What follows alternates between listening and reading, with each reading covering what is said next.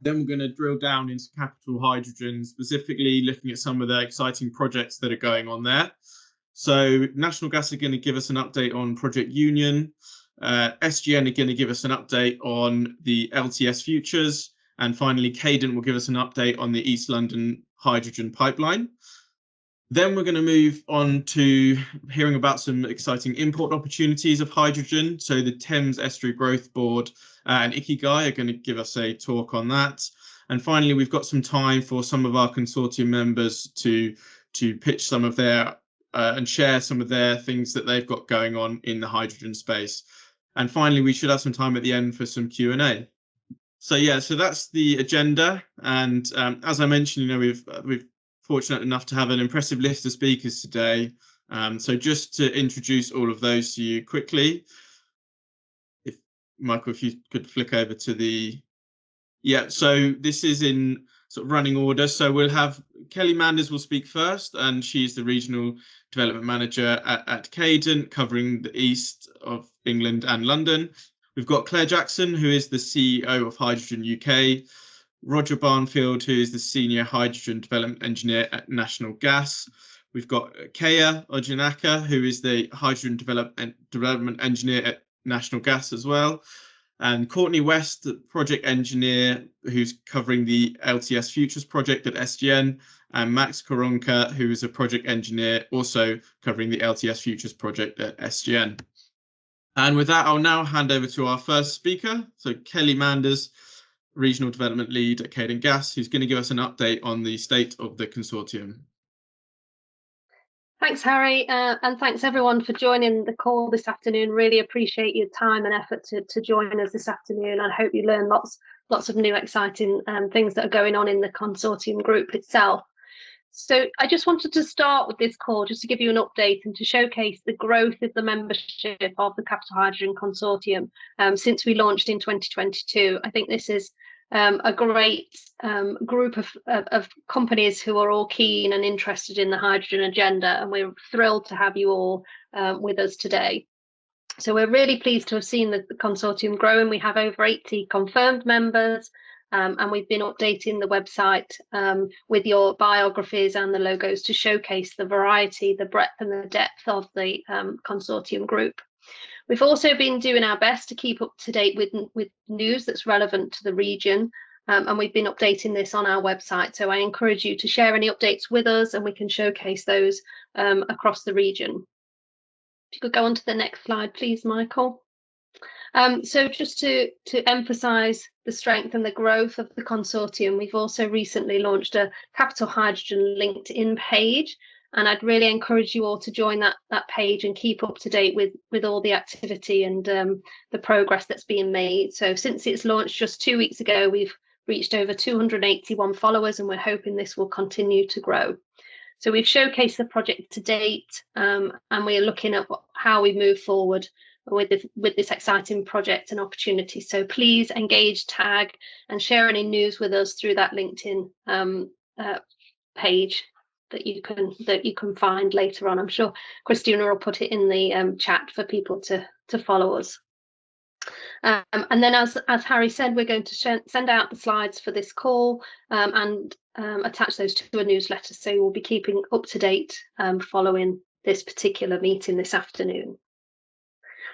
So that's it for me for now. I will be talking to you later on about the Cadent activity that's been progressing at speed. But I'd like to hand over now to our keynote speaker, which is Claire Jackson, CEO of Hydrogen UK, who's going to give us an overview of the landscape that we currently have in the hydrogen space. So welcome, Claire. Thank you so much for joining us. We're thrilled to have you, and take it away. Amazing. Well, thanks, Kelly. It's fantastic to be with you all here today. And as Kelly said, I'm basically going to do a bit of a zoom out, and we're going to talk about the incredible opportunity that hydrogen presents and how we capitalize on it at Capital Hydrogen. No apologies whatsoever for that pun in there. So if we sort of start off and look at the opportunities, as you all know, everybody is talking about hydrogen at the moment. Why are they talking about hydrogen? What is all the fuss about? So yeah, just as a reminder, if we flick to the next slide, there's a number of reasons why hydrogen is absolutely essential if the UK and indeed if the world is going to meet its climate change and net zero ambitions. And that's because it's able to operate on a number of different levels. So one of the things that hydrogen is able to do is to decarbonize some of the areas that are really hard to electrify. So electrification is good for lots of things. For everything else is hydrogen. And so it's able to do some of those things like heavy duty transport, industry, hit parts of our housing market that are really difficult to electrify. So lots and lots of things that hydrogen can do that perhaps it's really hard to electrify. The other area is that it's really fantastic for reducing pressure on infrastructure. So we know that if we are going to meet net zero, we're going to have to seriously upgrade our electricity network. However, we also have some other infrastructure that we can use to reduce that pressure. So if we can convert our gas grids to work off hydrogen rather than transporting natural gas, then we can remove some of that pressure that we have on our electricity infrastructure. At the moment, we move around 4 times more energy in our pipelines and our pylons. So if we can make that conversion, then it can reduce some of that pressure that we already know exists as we're looking to upgrade our electricity infrastructure. The next thing that it's able to do is deliver long duration energy storage. So as we start to get more renewables in, build out our offshore wind capability, we start to get to the point where actually, sometimes the wind is blowing and the sun is shining, and actually we don't need the energy. And so hydrogen is a great way of storing large quantities of energy for long periods of time, particularly between summer and winter or from week to week. And then sort of linked to that, which is the sort of next thing, is it's able to provide that dispatchable power. So conversely, when the sun's not shining and the wind's not blowing, hydrogen can essentially, pick our energy system up on its back and carry it. So keep those lights on when the renewables aren't running. And then the other sort of reason why hydrogen is really exciting, why people are really excited about it, is it's a real opportunity to deliver economic growth and jobs. There's going to be a lot of economic growth and jobs that will come out of the net zero transition, and hydrogen is one of those areas where there isn't an established global leader yet, and the UK is actually really well placed to emerge as one of the global leaders. It's not like some of the other areas where supply chains are already anchored. All that decisions around who's going to be the global leader is already decided. And hydrogen, the prize is very much up for grabs. So if the UK can be a sort of first mover, then there's lots to go after. And ultimately, it's about trying to deliver a cost-effective net zero and an energy system that includes hydrogen alongside some of those other solutions is the most cost-effective way to get there. So then if we look at the sort of like global picture, so it's not just the UK that is awake to the opportunity that hydrogen presents. All around the world, we have countries that are investing heavily in hydrogen solutions. And this is fantastic because it will lead to scale and cost down, but it also demonstrates, there's a real excitement around this, not just in the UK, but also in around the world. And this is also reflected in the sort of increase in the production pipeline and the projects that are starting to come online. So if you flick to the next slide, it'll show just the real increase in the number of projects that we're seeing popping up all around the world. And you can see big concentration in Europe and also in America, where there's been a lot of investment over the last sort of couple of years. And crucially, we're starting to see some more of those projects move from projects that are being just announced to actually starting to deliver and starting to be actually spades on the ground, from those ideas on paper to spades in the ground, which is what we're all about. And yet again, big increase in the number of the sort of capacity of these projects. So both for CCUS enabled projects, but also for electrolytic as well. So really fantastic to see that from a global perspective. There's a real excitement and real growth around hydrogen at the moment, which is really exciting. But what about the UK? So if we look at the UK, what are the ingredients that we need for the UK to be a world-leading hydrogen economy? So if you just sort of flick to the next slide, we sort of pulled out a few things here that you need in the UK to be a global leader. So we need a supportive policy environment, which I'll come to on the sort of next slide. There's a lot of work that's happened over the last couple of years to enable some of these projects, to unlock investment in these projects through sort of policy. Similarly, we need strong regulatory signals. So we have that on a sort of like macro sense. The UK probably has one of the most secure net zero targets in the world in terms of the sort of political support on all levels for net zero. And we're also starting to see those sort of strong ambitions from UK government around hydrogen. And again, really positive that there is real sort of like cross-bench, cross-party support for hydrogen across all the major parties, which again makes the UK a really secure place for investment in hydrogen. We've got a really strong sort of project pipeline. So the UK is targeting 10 gigawatts of production by 2030. We currently have over 20 gigawatts in our project pipeline, which is really exciting at different levels of maturity. But lots and lots of activity going on in the UK. Investment in innovation. So what we really need to see is some of the costs coming down. Part of that will come through scale, but part of that will also come through innovation. New ways of doing things. Better electrolyzers, better technologies, or new ways of configuring things. So we need to create an environment where companies can come invest in the UK, not just in projects but also in technology as well. And sort of linked to that, the UK's got world-leading research centres. We've got a real strong history in R&D and development of technology in the hydrogen space. So that's fantastic. Another thing that UK has, which we've done nothing to earn, it's just a blessing, is our natural assets. We happen to be a country that has a lot of renewable assets in terms of like offshore wind capacity. We also have places that are really good for storing hydrogen. Again, salt caverns, depleted gas fields, and we're just really fortunate to have those. But also some not so natural assets, like the UK has one of the most extensive, or the most extensive gas grid in the world, which again is just a lucky coincidence that's particularly well suited for hydrogen. And then the last thing is access to finance. So to enable these projects to sort of come forwards, and that's something which the UK has got a really strong financial base. So we've got a lot of the ingredients that we need for a world-leading hydrogen value chain. And just to pick up on the first one of those, if we go to move to the next slide, government policy, there is an absolute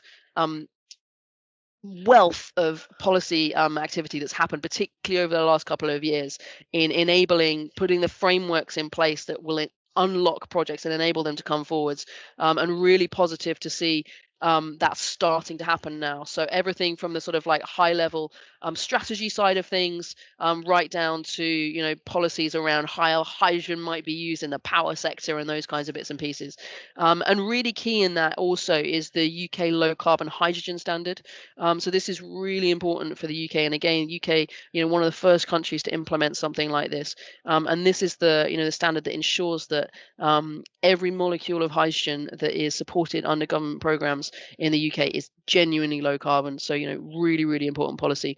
And again, if we sort of pop to the next slide, this is a sort of snapshot of Hydrogen UK's UK hydrogen project pipeline, and this has I think it's just nearly 200 projects in it that we're aware of in the UK that are at some level of development, and again, this is a really, really strong signal that the UK is a really healthy hydrogen market, that we're seeing these projects happen and actually now start to come forwards. If you pop to the next slide, this is a sort of a subset of those projects, which are the projects that have been selected by government to sort of move forwards to the next stage. You've got the 11 projects there, which are the HAR1 projects, so under the electrolytic round, that will be moving forwards, and hopefully all going to plan will take FID this year and actually start to get those spades in the ground. Similarly, alongside with, they've got the two CCUS projects in the northwest and the northeast, which are the sort of the CCUS enabled sort of larger scale blue projects, and then we've got the net zero hydrogen fund projects, which are the ones that are slightly earlier stage of development, but again, more mature projects that have been have received government funding.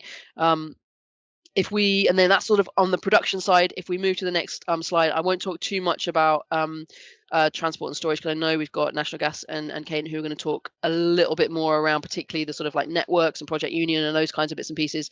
But I would say infrastructure, absolutely key to the rollout of hydrogen at scale. If we want to move from those sort of point-to-point projects to some more ecosystem where we can have sort of more plug and play, then network storage, absolutely key for that. Also storage, particularly important for the deployment of electrolytic hydrogen because of that intermittency of the renewable generation. The storage is used to sort of manage that. And also particularly in end use sectors such as power and heat, you need large scale hydrogen storage to be able to unlock that. I won't say any more about this because I know our guys are going to talk, Cadent and National Gas will talk with much more expertise on that. But if we flick to the next slide, just a very brief flick through some of the end use sectors. So industry likely to be the largest off-taker of hydrogen during the 2020s. We're seeing a lot of sort of industrial projects among those first that are coming forwards, both in sort of industrial boilers, but also reactivity processes. So really exciting to see some of those becoming a reality. On heat, so the government's going to take a decision on how it wants to utilize hydrogen within heat in 2026. Really wonderfully, a lot of the work has been done in order to enable that. Sort of hydrogen ready boilers have been developed. There's a hydrogen neighbourhood up in Scotland that's going to go ahead later this year. The villages unfortunately weren't able to move forwards with the sort of a misalignment between some of the HAR1 projects that were going to provide some of the hydrogen for those trials weren't one of the projects that was selected to move forward. So the project up in Redcar wasn't able to move forwards. On transport, lots and lots we could say on transport, maritime, aviation, HGV, some sort of really key future markets. We're seeing sort of trials and pilots come forwards, but those sectors really, pushing and recognizing that hydrogen is a big part of their future.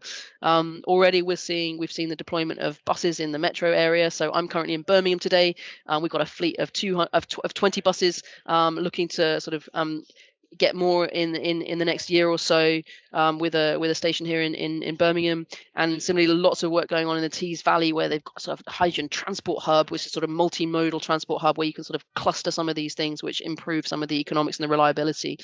And then lastly, power. I've talked about this a little bit, but we cannot have net zero power in this country without hydrogen playing a key role to provide that flexible generation. And hydrogen can also be used in this sort of interim as in blend as well as 100% hydrogen, and we're starting to see the exploration and sort of trials of those sorts of things moving forwards already, which is really exciting. So what next? And I guess this is a little bit where I sort of come into, what's my recommendations for capital hydrogen and how we can make sure that this is the capital of hydrogen.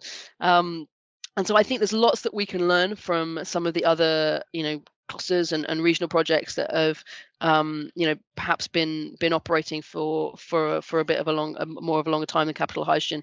So, it's about identifying those first mover anchor projects in the region that includes the production sources and some of those early users. Mapping demand for hydrogen across the region, identifying those key strategic off-takers. I know a lot of that work has been done already, which is really great. Developing the strategy to link supply and demand, unlocking that capital investment in distribution and storage infrastructure. Also, a really key point which needs to never be forgotten is that it's really important to engage and upskill local stakeholders in the benefits that hydrogen can bring to a region. Change is a part of life. It's not always comfortable, and getting people used to hydrogen and recognizing the benefits that it will bring to them in the community is absolutely key to that. And then, working with local and national government on strategy, planning, funding, making sure that we have all of those stakeholders together. So hopefully that's a little bit of a whistle-stop tour of hydrogen, the picture globally at the moment, perhaps some of the things that are happening on a national level. And then I guess just some tips from me of things that I've seen from other regions. I'm really happy to take any questions, also equally happy to hand the mic back to Kelly and others for the next presentations. Oh, Kelly, you're on mute. Mute. The first error of the call. So thank you so much. That was absolutely fantastic to give us that overview. And just to echo some of the aspects that you said at the end, I really hope that, if you can stay on the call, you'll hear some of those aspects of demand mapping and those production sites and the early adopters. That this consortium group is made up of members that are those early adopters. So Amazing. Fantastic to hear that. Thank you so much. Christina, I think, or Harry is managing the chat. Do we have any questions immediately coming from the group? So I can't see any questions as of yet. I'm happy to. Am I able to ask a question of you, Claire, while we wait, and then maybe we can God, carry on? Harry. Go on then. Get to give people more time, perhaps, to ask one of their own. But As long as it's an easy one. yeah, of course. So you mentioned one of the key enablers is improving technology. I think you said bigger and better electrolyzers. So one of the problems that you hear people talk about a lot in hydrogen is the kind of chicken and egg scenario. How do you ensure that technology is being developed, but then there's a downstream market for it to be deployed? So how do we kind of make sure that the technology and the supply and the consumption is all joined up and coming together in unison? Yeah, I mean, there's many chicken and egg challenges with hydrogen, both in terms of like production and users coming together at the same time. But as you said, also on the technology side as well. And what we're seeing is on a supply chain side of things, early engagement with supply chain for projects is really, really important. Particularly because there are supply chain constraints. A lot of, as I sort of showed on the global picture, there's a lot of projects trying to come forwards at the moment, and supply chains are in the process of trying to scale up to meet that demand. And right at the heart of this is making sure that early stage projects have got the supply chain embedded in those projects, and make sure they're sort of key stakeholders in that. But as you said, like a lot of the technology, we need to create an environment in the UK which is conducive and supportive of technology developers and innovation.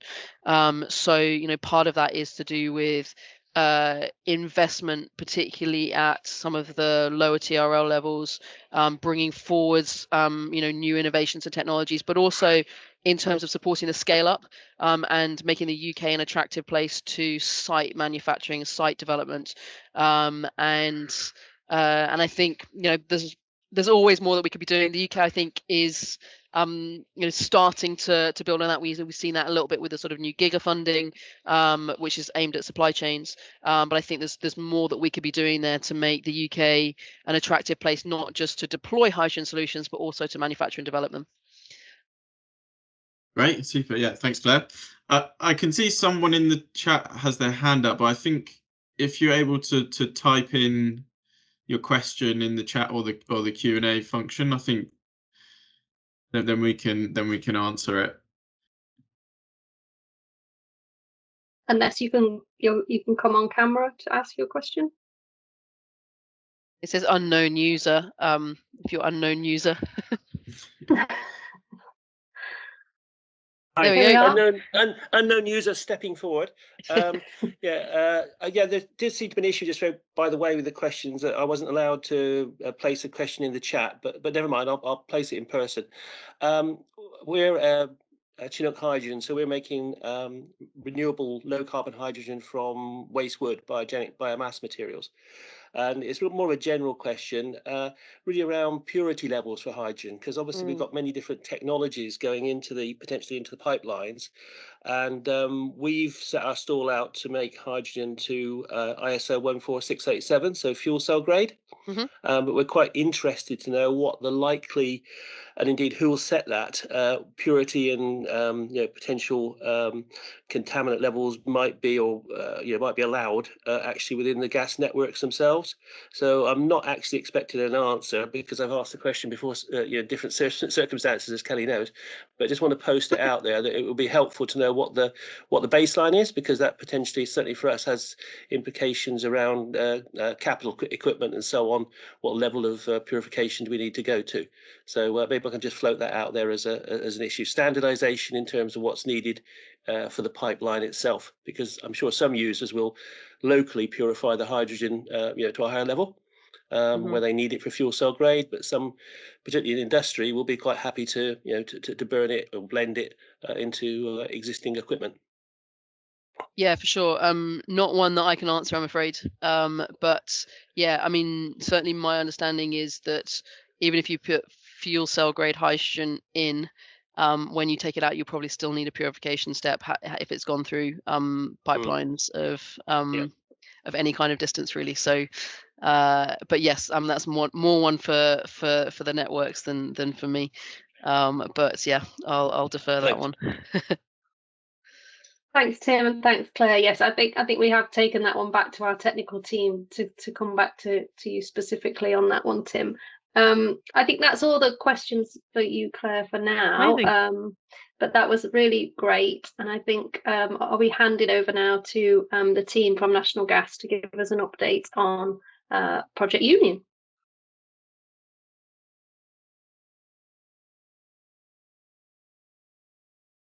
Yeah, hi everybody. I'm Roger Barnfield from National Gas. I'm a senior hydrogen development engineer. I've got my colleague Kaya Akinaka on the phone as well. So I'm going to give a brief update on Project Union, and then going to hand over to Kaya, who's going to give you an update on Future Grid, where we're at with Future Grid, and then we've got a bit of time at the end for questions on either of the presentations. So yeah, if you could go to the first slide, please. Okay, so the first couple of slides, just a little bit of a background, to be honest. So for anyone who's new to the consortium, or anyone who's not come across Project Union before, so National Gas own and operate the high pressure gas network in the UK. So we own and operate approximately 7,600 kilometres of pipeline, generally bringing gas into the UK and distributing it across for power generation, domestic use, and industrial and commercial. Across the UK, we're looking at obviously how we try and meet net zero and how we try and transition to help decarbonise the network. So that's where Project Union comes in. And predominantly in the first phase, we're looking at power generation and some of the industrial and commercial, and how we decarbonise industries. But obviously we've still got the potential to then look at hydrogen for heating going forward, and then expanding it further to cover decarbonisation of all customers and stakeholders that are currently connected to the network. Go to the next slide, please.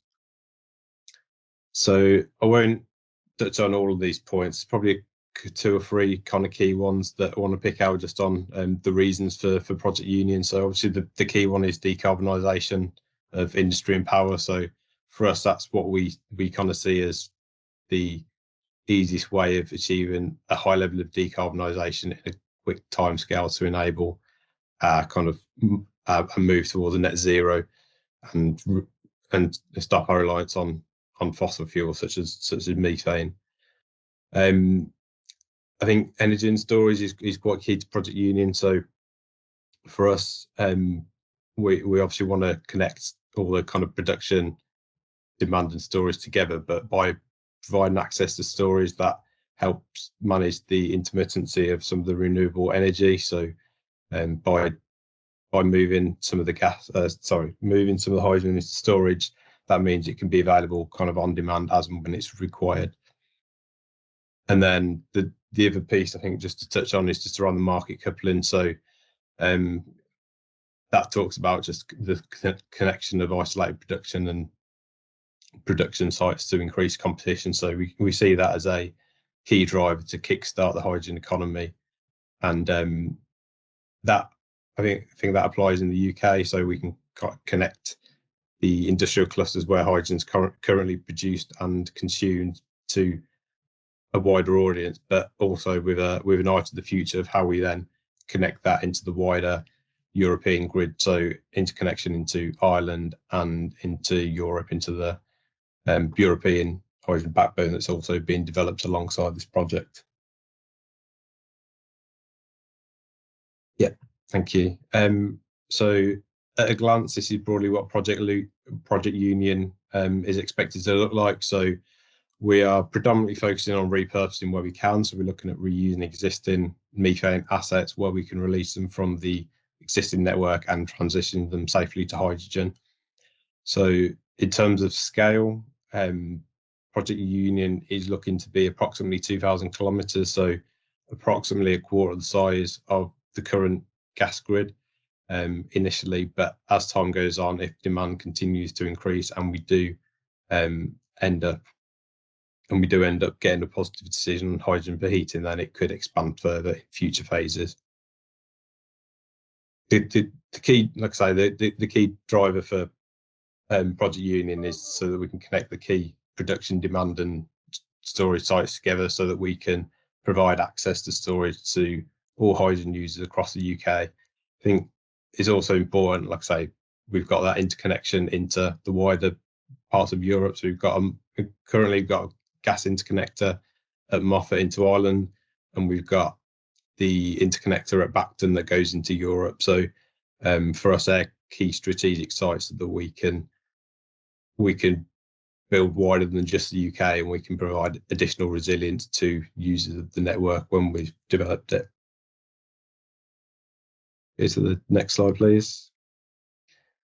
So this is our plan. So I will caveat this somewhat. This is very indicative at the moment, but I think for people who've seen this plan before, we have made some tweaks to it. So originally, when we first started out on Project Union, we were looking at doing a staggered approach. So I think for kind of where we're at the moment, so we're currently in the full backbone pre-feed stage. We are very much coming to the end of that now, so we're just finalising our report for Ofgem. So once that is complete, we're then going to be putting our reopener in for the first phase, which is East Coast Hydrogen.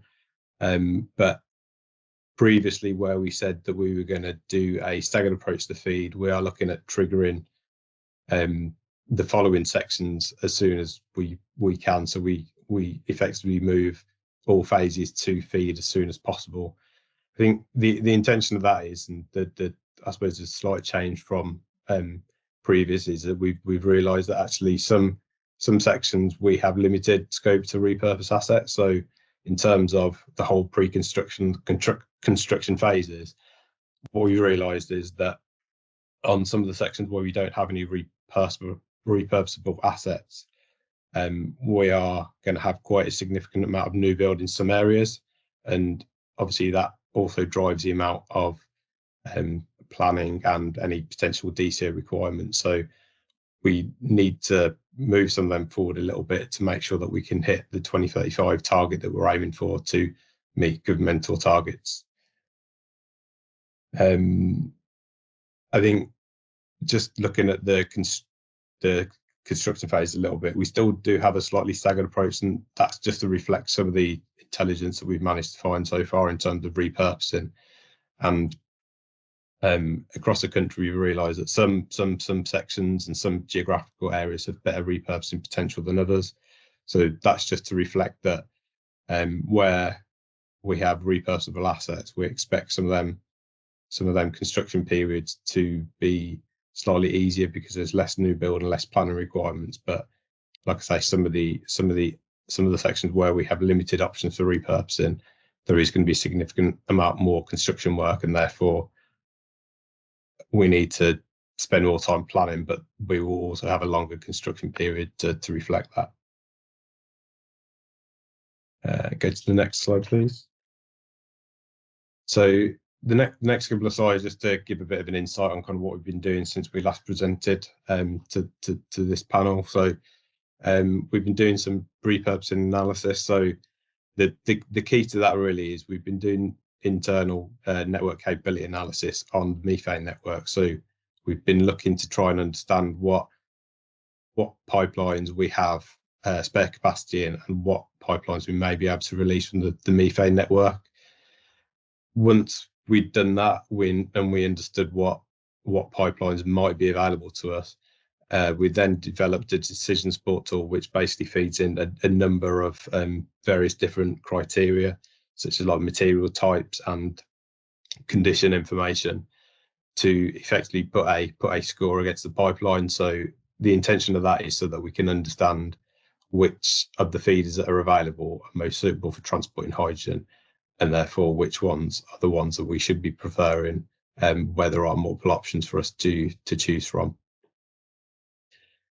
We've then looked at the hydrogen. Oh, sorry, go back one. We then looked at the hydrogen backbone design as well. So this is almost like looking at a blank sheet of paper and looking at from our customer and stakeholder engagement today, and knowing where hydrogen production and demand sites are likely to be. What does the minimum network look like, and how do we connect all of the key industrial clusters to them kind of strategic locations such as Bacton and St Fergus? So initially we've looked at what that minimum network would look like, but then we've also refined some of the routing to add in any of the large scale hydrogen production sites that we are currently aware of, to see if we can either go to them or go near them without adding additional new build to the route. We then overlaid the repurposable sections, or the sections that we believe we can repurpose on top of that, so we can understand better about how much of the network can be reused and how much new build that potentially offsets, which is obviously a huge benefit in terms of time, cost, time, and environmental savings. And then we've done some hydrogen flow assurance on the network to understand if we were to build it to the design we were looking at, would that provide sufficient capacity based on what our customers and stakeholders have been feeding back their hydrogen production and demand is going to look like over various different timescales. The next slide, please. And then, yeah, these are a few other things we've been doing. So obviously been looking at routing studies, so we've been looking at kind of strategic routing options, so different ways that we can connect all of our key sites together, and then also applying benefits filters to try and get to a short list of options. And at the end of pre-feed, we are aiming to have a short list of options, so we know that what we can move forward to into feed. Deliverability, so we've done some cost estimations and some constructability assessments, so that's broadly for some of the narrative that we provide to Ofgem in terms of how much we think this is actually going to cost and how we think we can actually deliver some of this work, because it's obviously on a huge scale in terms of cost and resources that are going to be required to deliver this within the timescale we've set ourselves.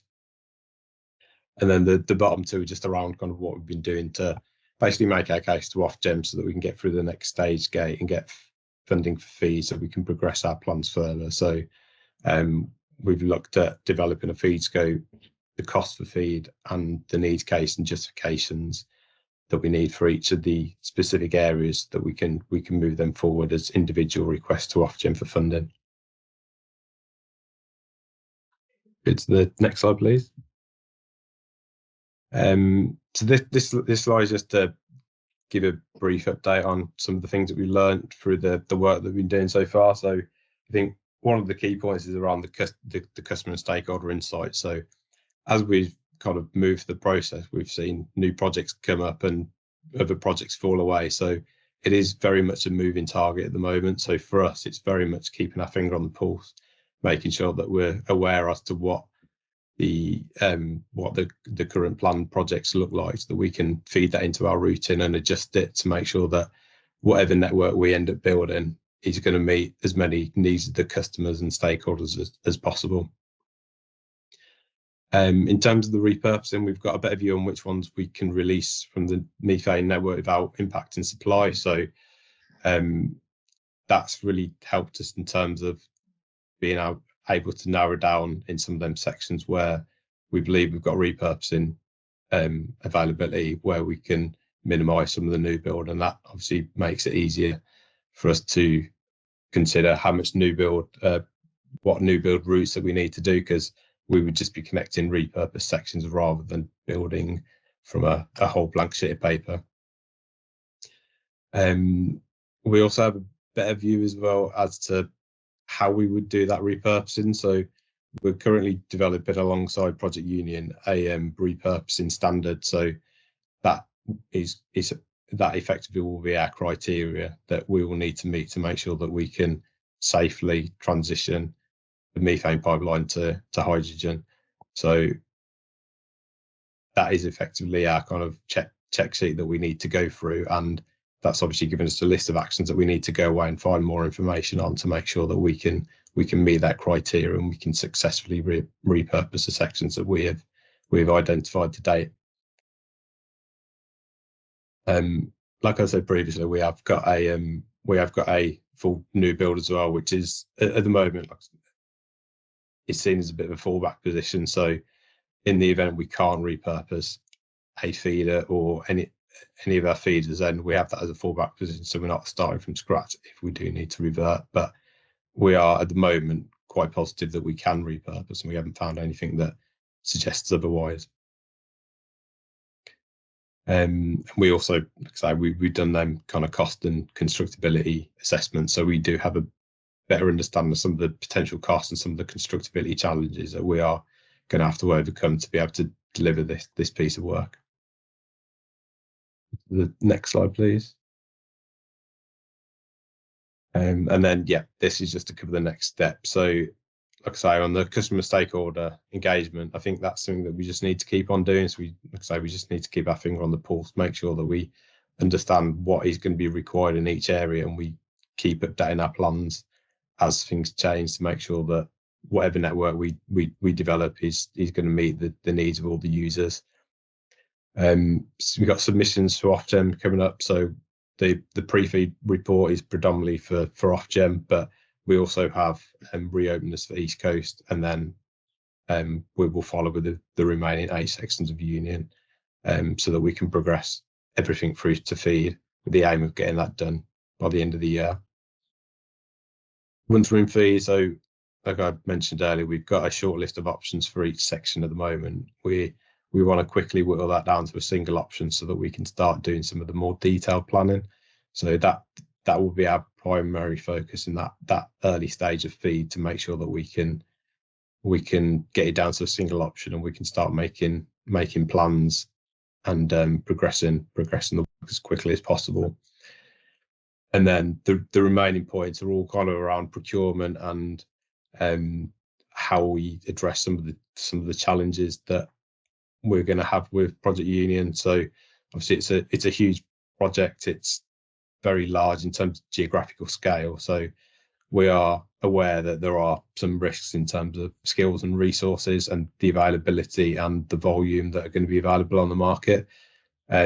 Obviously, a lot of other companies are also looking at similar kind of net zero projects at the same time. So for us, it's really key that we have that early engagement to make sure that our suppliers are aware of what work we are doing and what work is upcoming, so they can adequately resource up to help us deliver that challenge. That goes for people, skills, but also materials as well, because there will be a large amount of materials where we do have some of them new build sections, and we need significant amounts of pipe that we may not have procured in them kind of scales for a number of years. And then I think final point is just around feeding any lessons learned into subsequent phases. So, like I say, East Coast is the most developed at the moment, and that seems to have the highest concentration of production and demand. So I think whatever we learn from East Coast, that will be rolled out to the subsequent sections, so that when we do move through the sections, we hopefully are kind of keeping up a good pace and moving faster as we learn and find better ways of doing things. Go to the next slide, please. Yeah, and that's the end of mine. So I think on that, I'll hand over to Kaya, talk about Future Grid. Thank you very much, Roger. Hi all, good afternoon. My name is Kaya, and I am a hydrogen development engineer here at National Gas, and I'll be sort of talking you through Future Grid today, and the updates that we have on Future Grid, and for those who are not familiar with it, what the project is about. So the aim of Future Grid as a project is to gain a full understanding of working with hydrogen, and it's the objective to develop various processes and procedures on that would allow us to to run a safe hydrogen network essentially. This project is it's the first of, I'll say, many steps in our sort of race to transition the existing network to hydrogen. And the test facility as such, the test facility has been constructed from decommissioned assets. So and it's essentially gonna replicate the existing pipelines. So the tests, the various tests will be completed using the existing assets and existing decommissioned assets, and as such, so material permeation testing, pipe coating, and load protection testing, flange testing. So all these tests, are being completed to help us, understand the behavior of hydrogen and how our assets will interact with hydrogen, and to help us understand what measures we will need to put into place, depending on the outputs of this. These are all sort of the list of tests that will be so have been completed. A key one is the fatigue testing, which involves the aim of this is for 75,000 cycles to be completed. So it's equivalent to 200 years of pipeline service. And so far, 22,000 pressure cycles have been completed. And so this is, so as of October, 22,000 pressure cycles have been completed. So this is ongoing, again, just to test the integrity of the existing assets and how compatible it is with hydrogen. So yes, this slide here shows the test facility. So we've got phase 1 of Future Grid, which is for testing the pipelines, and phase 2 is focusing on the compression and deblending areas. So this slide here shows the progress of the phase 1 testing. So far we've completed, from 2% to 5%, 20% to 100% hydrogen testing. So this has now been completed. So the 100% testing was successfully completed back in March, and the closure report for this will be available at the end of the month. But there are almost 2 parts to this test. So the 2, 5, and 20% is, essentially these are blends of hydrogen. Okay, and this is sort of testing the sort of compatibility of hydrogen with the existing, apart from this existing assets, is with existing sort of customers and users. Whereas with 100% hydrogen, this sort of fits into the work that Project Union is doing, because the backbone is going to be a 100% hydrogen backbone, and so this output of this impacts could impact our plans. The results of this would feed into any the work that we're doing, for planning and sort of designing the backbone for 100% hydrogen. So I think this is a great milestone for the Future Grid project, completing 100% hydrogen testing. So in terms of the next steps, now that phase 1 is complete, here is the plan for phase 2, which is, as mentioned, is a combination of compression and deblending. So in terms of timelines, these are currently going through the sort of design phase, and they would then sort of progress towards the build phase, and then towards the execution of the projects, and sort of closing out on testing and reporting, in 2 years' time. But so this is phase 2 of the project. So I'm going to talk in a bit more detail on what compression is and what the deblending is for. So if you move to the next slide, please.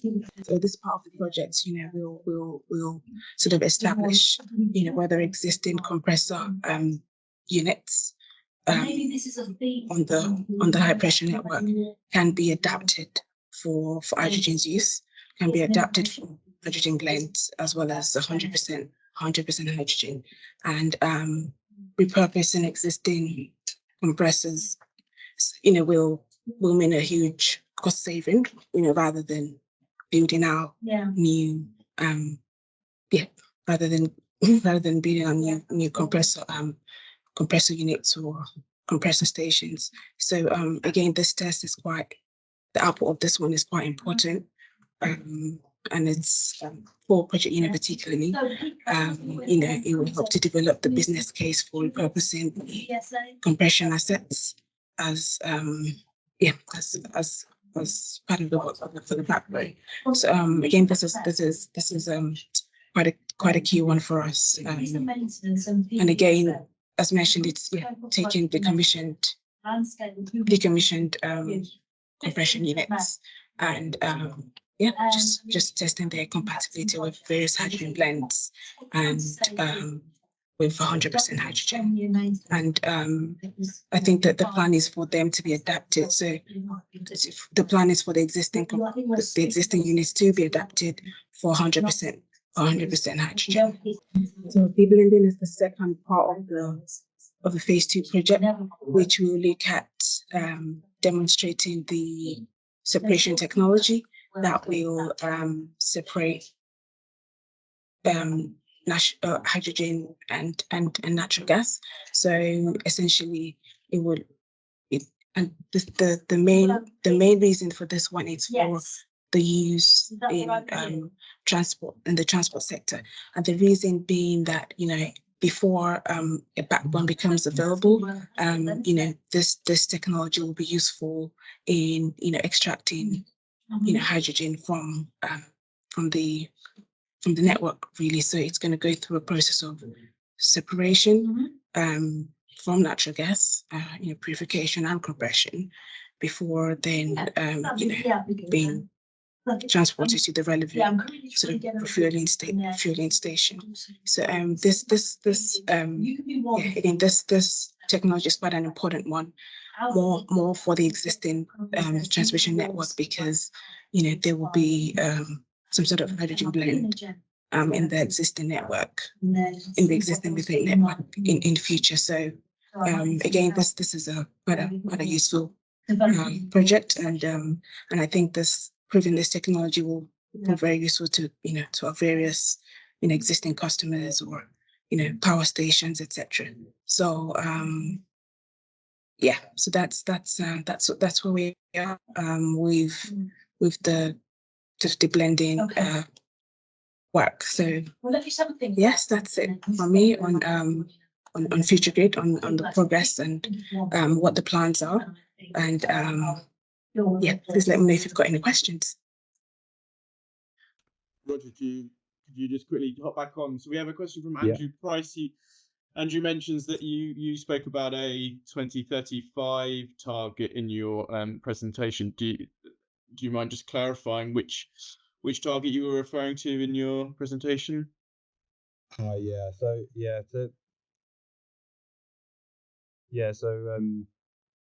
I understand it, there's a governmental target of hitting 20 gigawatts of hydrogen by 2035. So that's what that relates to.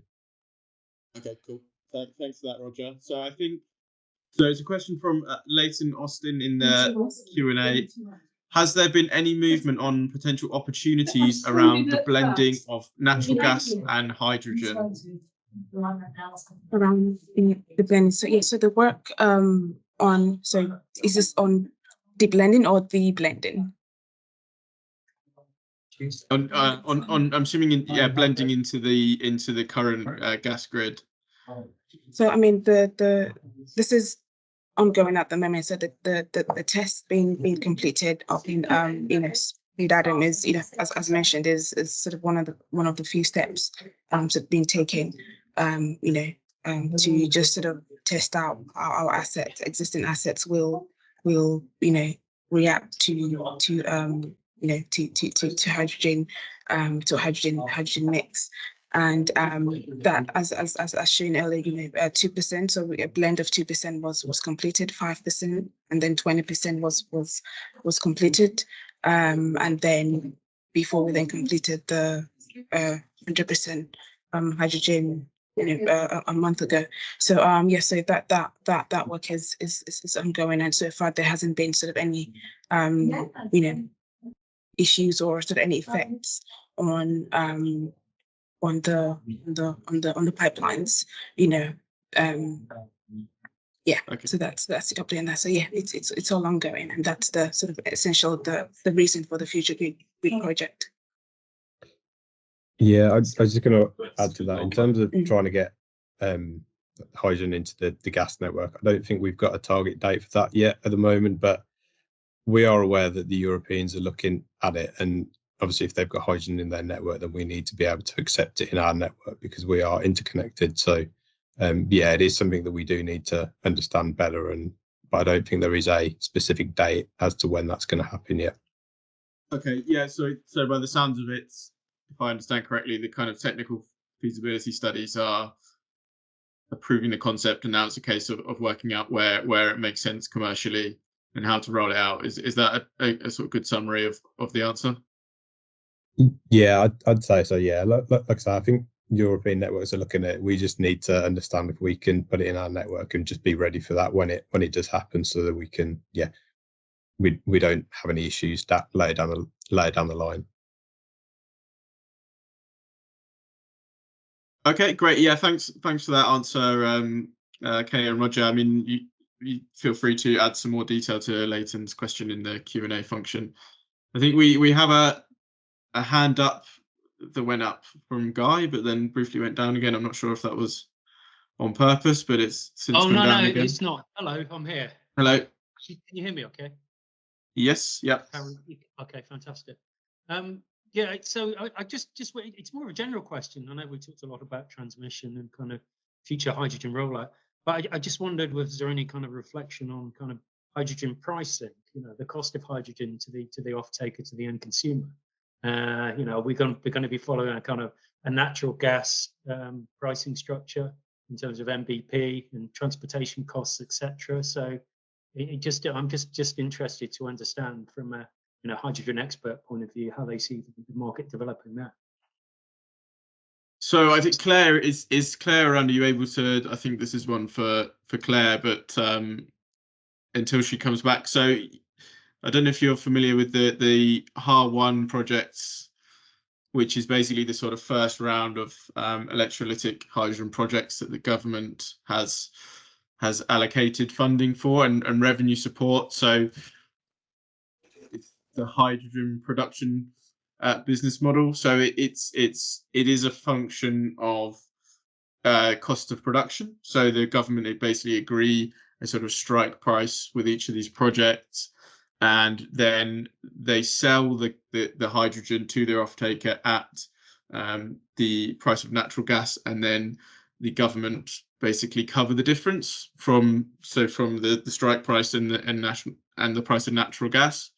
This is what these projects that have got government funding have been doing, but in the kind of wider sort of free market sense, in terms of clarity on a market hydrogen price, we still don't know, and it's still kind of early to say, and that's still been being worked out. But I think that agreement between the government and those projects gives us a kind of notional peg, and it comes out at the minute, and I think it's around £9.30 per kilogram.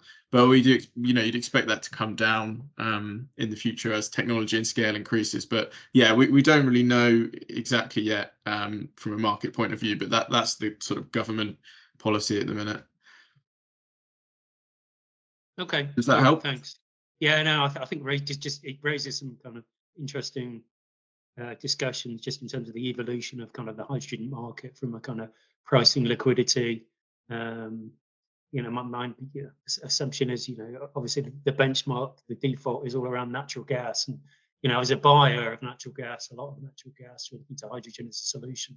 So it's how that's indexed from a commercial point of view in terms of imbalance as an off-taker and all the commercials that sit behind that. So I'm just interested from a kind of commercial point of view. I kind of get it from the CFD point of view and where the government's coming in, obviously, to cover us the cost of the investment and the PPAs that have been put in place with large off-takers as well as part of that solution. So yeah, it's just interesting. Yeah, no, definitely. It's still a big point of discussion in the industry. So yeah, it's still, as you mentioned, from a commercial market point of view, it's still sort of being worked out, I guess. So I think, yeah, in the interest of time, we should probably move on to our last speaker for today, which is Courtney West and Max Karonka from SGN. Afternoon, everyone. Thanks very much for the opportunity just to present on LTS futures. Both myself and my colleague Max are just going to run through a bit of an update. I can cover more of the work towards a live trial of a hydrogen pipeline, the Grangemouth to Granton pipeline, and Max is managing on our element 2 and element 3 work, which is all of our research and development on LTS pipelines. So if you just want to move through to the next slide, please. Great. Okay. So just before I go into the slides, I'm Courtney West and I'm a project engineer on the LTS Futures project. So I've been with the project since we submitted a bid to Ofgem for NZAS pre-opener funding. We were successful with that funding back in 2021, and then since then we've started a full suite of both offsite testing, laboratory testing, and the works to complete and evidence that a live trial pipeline can be repurposed to 100% hydrogen. So LTS Futures, it forms a critical element of the UK's National Hydrogen Research Programme, and what we aim to do is to research, develop, test and evidence the compatibility of our assets or our local transmission system to 100% hydrogen, and in doing that provide, system-wide decarbonisation of the network. So as I said, we're going to be completing a first-of-a-kind repurposing trial of an existing LTS pipeline. That pipeline runs from Grangemouth to the outskirts of Edinburgh and Granton, so around 30 kilometres of existing pipeline that we're going to be repurposing to 100% hydrogen. And the sort of overarching objective of the project in doing that is the development of a blueprint methodology for how we repurpose our LTS assets to hydrogen. So that blueprint is going to take in learnings that we've had through our lab testing, our offsite testing, all the works in repurposing this live trial pipeline, and then apply that to our wider asset base. So not only SGN's operating areas and the LTS that we hold, but also other GDNs and their LTS pipelines will have a methodology of how we can repurpose these assets and ultimately provide hydrogen for end use and decarbonisation. So if you can just move on to the next slide, please. So the way the LTS Futures project's been set up, it's split into 6 elements, and that feeds into the overarching blueprint methodology and associated cost assessment of how we repurpose these assets. So starting with the top left there, element 1, we've got our live trial design and construction. This is split into 2 areas. So the first part of element 1 is all the works that we're looking at to repurpose the live trial pipeline that runs from Grangemouth to Granton. So we completed a suite of assessments that I can cover in the next slide, just to illustrate that that pipeline could be repurposed to hydrogen. And then the other arm of, sorry, if you can just move back one slide. I'll go through the assessments in a bit more detail, but the other arm of the element 1 is the design and construction of a new hydrogen supply pipeline as well. So later on in the slide deck, I do have a slide which covers the construction of that new hydrogen supply. We're partnering with INEOS to provide us with hydrogen to fill the Grangemouth to Granton pipeline to undertake some live trial exercises. Elements 2 and 3, I'll skip past because Max can provide a more detailed update in his slides. But essentially, we've got TWI carrying out laboratory testing on not only Grangemouth to Granton live trial pipeline, but also wider LTS assets. So undertaking lab testing of those. And then at DMV Spade Adam, we've got a whole suite of full-scale offsite testing. So again, Max can run through that in a bit more detail in his slides. So element 1, we've done all of the work to looking at repurposing the Grangemouth to Granton pipeline, design and construction a new hydrogen supply pipeline. And then element 4 is the live trial itself. So as part of that live trial, we're going to be undertaking a number of key exercises, one of those being an emergency response simulation, We're also going to be live welding on the Grange Master Granton pipeline, so validating work that's been completed at DNV Spade Adam. And we'll also be looking at the differences between hydrogen and natural gas, just in terms of line pack capacity. So through our network innovation allowance, we've undertaken a number of hydrogen storage projects. One of those was with DNV, so the energy storage strategy, and we identified that there is going to be a reduction in the amount of line pack capacity that we have within the LTS. We know that the LTS provides us with a critical diurnal storage, so understanding and validating the decrease in line pack capacity as we transition from natural gas to hydrogen is a real key output as well, and something that can feed into the blueprint. Element 5 is the QRA and case for safety. So we've undertaken a QRA of the Grange Master Granton line and also our new hydrogen supply pipeline. And we've also recently submitted our case for safety to the HSE, to the evidence review groups, which will be reviewed, and hopefully Ofgem provide that with a no objection to proceed on to the live trial. And then finally, element 6 is our knowledge dissemination. So throughout the project, sharing learnings of all of our lab testing, offsite testing, and outcomes of the work that we're doing to repurpose the Grange Master Granton line. And yeah, as you can see, that all feeds into the blueprint and cost assessment that we'll be sharing at the end of the project. So you can just go on to the next slide, please. So just in terms of the enabling works within element 1, we needed to understand if the Grange Master Granton pipeline could be repurposed, and that included a number of assessments. So just going from left to right, you can see at the Grangemouth terminus, there was a number of repairs and modifications that had to be carried out. There is an existing, or was an existing, pig trap at the terminus of the pipeline that had to be removed because it was unable to facilitate our pigging operations. So we removed the existing pig trap and placed a blind flange there for temporary pigging facilities to be added. We also had modifications at our Newton site. So there is a block valve 15 kilometres into the pipeline located at Newton. We had to remove the existing pipework past the mainline block valve. And we also undertook a 50-metre cutout section of the Grange Master Granton pipeline to take that away for lab testing. And then at the Granton terminus of the pipeline, the pipeline actually ran into an existing TRS in the Granton location, but we identified that the remaining or the last sort of 200-300 metre sections of that line was only rated to 7 bar. So we had to cut and cap that section, and we actually redirected the LTS pipeline into our SGN Granton training site, where it terminates there, and where a temporary pig trap was also added for our pigging assessments.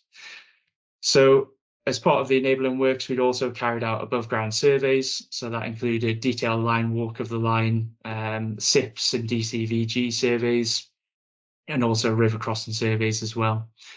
As part of the SIPs and the DCVG, we did identify a number of defects that we needed to dig down on. So there was dig verifications that were carried out. We identified some areas of despondent coating, and those were remediated. And then finally was 2 sort of key operations, which was our pigging. So we ran cleaning and gauge pigs through the Grange Master Granton pipeline, just to understand if there was any dents within the line, and also a 30-kilometre hydro test. So filling the full Grange Master Granton pipeline with water and pressurising that to 1.5 times its MOP. So that took the pipeline to 39 bar at its highest point, and that was held there for 24 hours, and that passed successfully. So all of these works illustrating that the Grange Master Granton pipeline could be repurposed for hydrogen was all compiled into a TD1 compliance report. So our technical service providers, Pipeline Integrity Engineers, supported with the development of that report, showing that the pipeline was complying with TD1 and also the supplement 2 for hydrogen as well. All of that information was submitted to Ofgem as part of our Stage Gate 1 submission, and reviewed by Ofgem. We then received approval that we'd passed through our first project stage gate in August of 2023. So Ofgem had reviewed all of this enabling works evidence and provided us with that approval that we've passed through the first stage gate of the project, and we could proceed on now to any modifications that were required to the Grangemouth to Granton pipeline, but also with the design and construction of a new hydrogen supply line. So if you could just move forward to the next slide, please. So our hydrogen supply pipeline, we're partnering with INEOS for the supply of hydrogen to fill the Grangemouth to Granton pipeline, and this requires construction of a new asset. So just in the top left there, you can see in red an INEOS 3-inch pipeline. INEOS have an existing hydrogen supply pipeline that runs from their KG plant just to the south of the river there, through their site and then north into Petra INEOS. Through extensive discussions and partnering with INEOS, INEOS are going to be tapping into that existing hydrogen supply line and constructing a new 3-inch asset, which takes a hydrogen supply pipeline to the public road. That's the Bowness Road there. That's when SGN will interface with that hydrogen supply pipeline and construct our own asset. So just over 1 kilometre in length of 3-inch hydrogen supply pipeline, which runs along the Bowness Road, crosses over the River Avon Bridge and then into another area of INEOS FPS, where the Grangemouth to Granton pipeline terminates. We'll then have an entry unit, so we'll be reducing the pressure there, odorizing the gas, filtering the gas, and also metering what we take from INEOS, and then putting that into the Grangemouth to Granton pipeline to facilitate our live trial exercises. So just in terms of an update as to where we're at with this, our design's just been recently approved and appraised, and our main works contractor has just mobilised a site. So we're intending for construction of this asset to commence in mid-May and complete in the end of October. And then if you could just go forward to the next slide, please. So that's everything in terms of element 1. I'll pass across to Matt, who can give an update now on elements 2 and 3. Yeah, thanks very much, Courtney.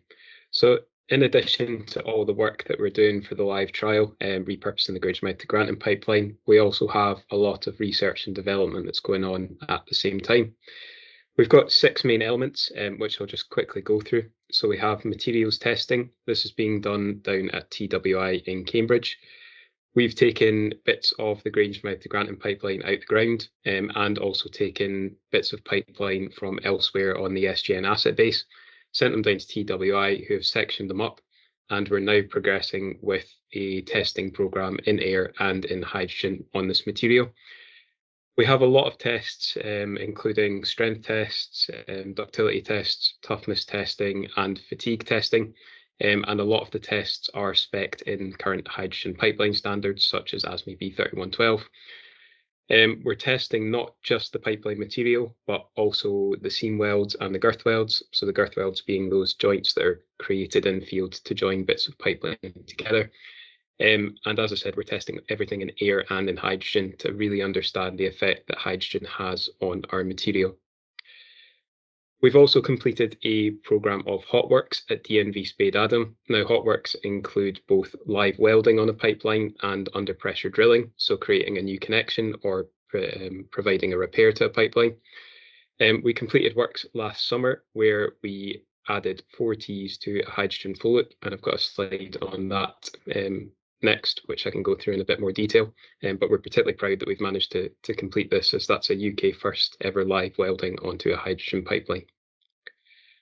We also have quite a large programme of work looking at burst and fatigue testing of typical pipeline defects. So right now within the kind of gas industry, we have a set of standards that allow us to kind of quantify the risk of a pipeline defect and understand how severe it is and whether or not it needs repaired in a timely manner. We need to understand if that standard will change when we move over to hydrogen. So to do that, we've produced a programme of burst testing where we create a test vessel out of some pipe, put in a characteristic defect, and then increase the pressure of that test vessel until we get a failure. We can do comparative testing again with water and with hydrogen to understand any difference between the two, and that will give us a good representation of the difference between hydrogen and natural gas for pipeline defects. We've also got a program of fatigue testing, as I said, on defects. So looking at how fatigue cycling of kind of typical pipeline defects, the difference that we see with hydrogen compared to natural gas. We've completed quite a lot of testing on hydrogen venting and flaring as well. Right now, the gas networks don't do much flaring at all. And we know in the future, if we're to move to a hydrogen network, flaring is likely to become more of a typical operation. So we've generated a lot of data comparing the noise data, visibility, and overpressures generated from different releases of hydrogen from different vent sizes and different pressures, and completed all that work down at DNV Spade Adam last year. We're also starting up a program of work looking at small bore connections, so fatigue testing small bore connections, which are connections lower than a nominal bore of 50 mil. Small bore connections are typically connected to a main pipe, and quite often are quite significant failures within process plants and on the natural gas network due to fatigue-related, vibration-related fatigue loading due to the nature of the connection. With this test program, we need to understand, again, if there's any difference if we were to switch from natural gas to hydrogen, and we fabricated a vessel to trial this on kind of representative connections that we might find around our gas network. The final program on the research and development testing is testing an ex-service pressure reduction installation. So this is the kind of installation between the national transmission system and the local transmission system that drops the pressure down. These components, these installations have lots of different components made of lots of different materials with lots of different ages and service lives. So we really need to start at the beginning and understand how these installations can be repurposed, and if they can be repurposed, and what possible components need replaced if they can't stand up to hydrogen service. So if you could go on to the next slide. So just to go into a bit more detail about our hot works, as I said, we're particularly proud of this piece of work we did in the summer last year in partnership with DNV Spade Adam test site and National Gas Services, who did all the welding and the hot tapping with us, and also in conjunction with Rosen as well, who developed weld procedures for us. The kind of key objective of this was to demonstrate that hot works can be performed on hydrogen pipelines. At the moment, hot works are not allowed on hydrogen pipelines according to the current hydrogen pipeline standard and also the UK Health and Safety Executive. So hot works for us as a gas network are really important. We need to be able to maintain supply to customers. So we need to be able to work on pipelines live. So if we're to transition our network to hydrogen, we really need to be able to perform hot works on hydrogen pipelines. And that's kind of why we've gone to DNV Spade Adam and done this testing. This kind of work is also going to form part of the live trial that Courtney was talking about. And so we needed to develop an appropriate weld procedure for validation during the live trial as well. So we do all this work in a test setting before we go on to doing it in the public domain. So we had some really good key learnings from this. We successfully welded and hot tapped under live hydrogen conditions. So the images you're seeing on screen there, we can see that hydrogen is actually circulating through that pipe, and we have live welded onto the pipe and also applied a grouted T, which is a kind of adhesively joined T, and then also done the under pressure drilling operation 4 times safely and successfully. Through this, we also managed to develop our welding procedure for the live trial. With this project now, we're looking to fatigue test some of the Ts that we attached. So you'll see the welded T in the image there and the grouted T. These have been formed into a test vessel, and we're now pressure cycling with these with hydrogen at DNV Spade Adam and are periodically evaluating the structural integrity of the Ts to confirm that everything is all okay for a long-term design life. Typically, we would have a 40-year design life on an asset such as this, but for our testing, we're going to be running the testing over that 40-year design limit to really understand what the effects are. So if you could go to the next slide. So just to finish things off, with all that testing and the construction activities, as Courtney's talked about, we're going to be doing our first of a kind live trial, repurposing a natural gas pipeline to hydrogen. As you can see in the schematic here, we're starting at the Grangemouth refinery, and we have our newly constructed 3-inch supply pipeline, which will run to an entry unit incorporating pressure reduction skid, odorization and gas filtration, among other things. The hydrogen will then be put into the Grangemouth to Granton pipeline, which is the 30-kilometre repurposed pipeline. And this has a number of key features, as Courtney spoke about in the first few slides. During this trial, we'll be performing an emergency incident response simulation, both desktop and out in the field. We'll be evaluating the capacity of the pipeline as well, so understanding the drop in line pack when we move from natural gas to hydrogen. And then we'll be performing our live operations, including live welding, under pressure drilling, and applying a grated T to the pipeline. To simulate downstream demand, we'll be flaring at the Granton end of the pipeline as well, which will give us a really good understanding of that operation going forward, as we know it's something that we'll need to do in the future. So that's the end of the SGM presentation on LTS Futures. I don't know if there's any questions at the moment we can kind of answer. I think I know we're probably running a bit tight on time, so I think we'll probably save questions for the end, I think, just to kind of stay on track. So I think, if there's anything, just pop it in the chat as well, and we can respond at the same time. Yeah, we can always, exactly. We can always answer in the chat and on the Q&A. So yeah, without further ado, I'll hand over to Kelly from Cadent Gas, who is going to give us a quick run through the East London hydrogen pipeline project. Thanks, Harry. So I'm just going to give you a very brief overview as to where we are with the East London hydrogen pipeline. So this is one of the key projects and programmes that we are developing as Cadent. So this will be an image that you're all familiar with, which showcases the whole of the programme of Capital Hydrogen, covering the southeast, the east of England, and London. And we've already heard from colleagues at National Gas around Project Union how that project is fundamental to the delivery of hydrogen to the capital city. And then also within this region, there's a significant amount of opportunity and activity around the hotspots that are developing in this area. So we have several production sites along that East Anglian coast, and we're working with producers in that region to develop the production capability and capacity in this area. So we see that the production of hydrogen in East Anglia is fundamental to the development and delivery of enough hydrogen to this part of the UK. So working proactively with partners around the Bacton Hydrogen Hub, which is SEAL and Progressive Energy.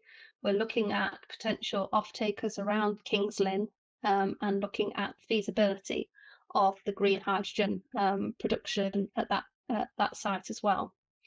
We also are working closely with partners around green hydrogen production at Felixstowe and Harwich, and we're looking at how we can connect that production using the pipeline distribution options in that region. And then lastly, I won't take the thunder of our guest speakers at the end of the programme, but we're also proactively working with partners in the London Thames estuary area to look at the importance of hydrogen and how we get our infrastructure ready to import hydrogen, as well as potentially export hydrogen as well if we overproduce. So if I now move specifically to the Cadent programme, which is looking at the East London hydrogen pipeline, this is a programme that goes from the Thames Enterprise Park in the east of London, right across into Newham, past London City Airport. And this is a pipeline that we've been developing for the last 2 years, and we've been collecting forecasts from industrial customers and power generators in this region to look at what potential demand they have for hydrogen as we move forward. So when we produced and published the feasibility report late in 2022, we found that there was going to be around 2 terawatt-hours of demand across the whole of the capital. And what we've showcased here is that over 6.8 terawatt-hours of demand will just come from these customers along this particular route that I'm highlighting here. So this is really given a lot of confidence to the volume of production that will be required in this area. So if you can move on, please. So we published our technical feasibility just before Christmas this in 2023, and we gathered forecasts, as I mentioned, from 15 customers, 19 sites, and this was the first time that we've taken district heating into account as well in a network such as this. We had producer forecasts and also some storage forecasts, and the slide just illustrates the range and variety of partners and industries that we've been talking to and that we've been working closely with to understand where they are on the decarbonisation route and pathway and how hydrogen can fit into their plans. So we completed that technical feasibility, as I said. We gathered customer and production forecasts. We're trying to understand the role, the timings, and the viability of importing hydrogen into this region, and understanding storage options in the locality and what other alternative methodologies we might need to look at to it and ensure we have storage opportunities in this very concentrated region. And we outlined 5 potential pipeline options in this region. And then what we've decided to do is to go straight to pre-feed and to really review those routing options in much more detailed and a much more detailed piece of work. So you can just see the generic kind of outline of a pipeline routing for this. And as we've heard from SGN, we are looking at the viability of repurposing some pipeline, some decommissioned pipeline, and how we can connect that up to small pieces of new build that will be required to connect up that separate micro network.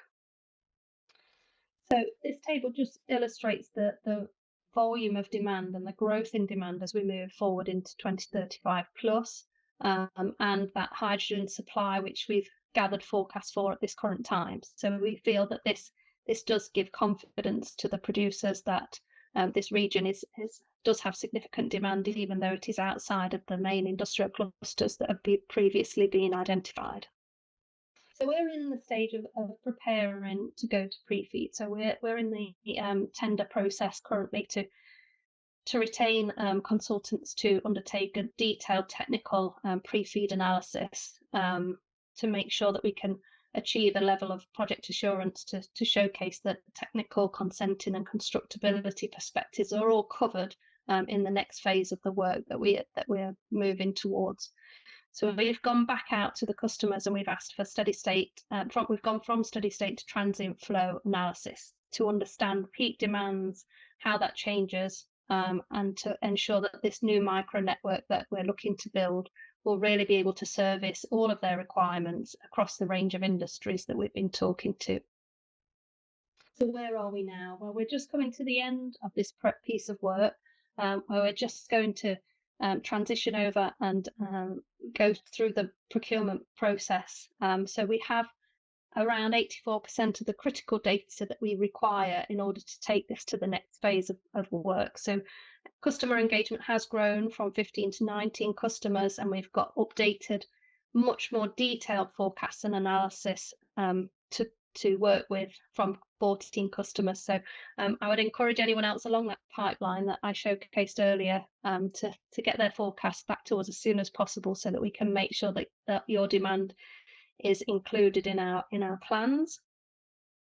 So we've talked about blending on site. We've talked about whether customers can take more or less hydrogen at different times. And we're also, as I said, working very closely with the producers and the storage operators who are undertaking other feasibility studies in parallel to the work that we are doing. So this gives you a timeline for the work that we're working towards. So as I said, we're just about to go to the pre-feed, and then the outcome of that pre-feed will then feed into what will be the transport and storage business model competition. We believe that by the time this part of the programme is ready for that next phase of work. So I think that's my last slide. I know I rattled through that quickly because we do have some other exciting presentations to to hear from today. So if anyone has got any questions, I can put them in the chat.